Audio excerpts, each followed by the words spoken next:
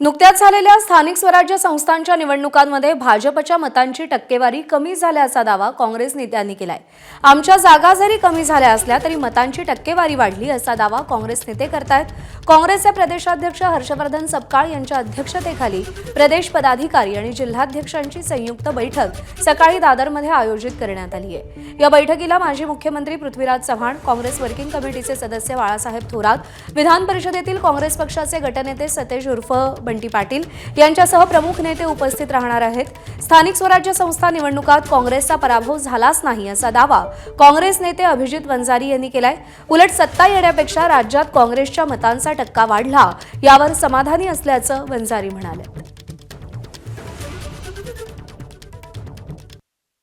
परंतु एक हाती सत्ता असताना टक्केवारी का घटत आहे हे आत्मचिंतनाचा विषय त्यांच्यासाठी आहे। आम्ही तर आमचं काम करून झालो।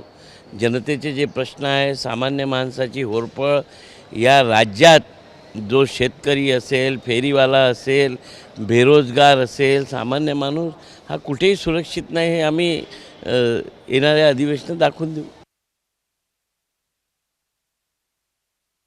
विदर्भामध्ये जिल्हा परिषदच्या निवडणुका आणखीन शिल्लक आहेत। त्याही निवडणुकीच्या संदर्भामध्ये आणि येणाऱ्या काळामध्ये आणखीन पक्ष कसा मजबूत करता येईल या संदर्भामध्ये बैठक आहे। मागच्या तुलनेमध्ये 2017मध्ये महानगरपालिकेच्या निवडणुका ज्या झाल्या होत्या त्या तुलनेमध्ये पक्षाचं त्या ठिकाणी मतं मोठ्या प्रमाणामध्ये वाढलेलं आहे। त्याच्यामुळे ती चिंता आम्ही करणार नाही। परफॉर्मन्स खराब होता असं काँग्रेस म्हणायला तयार नाही का?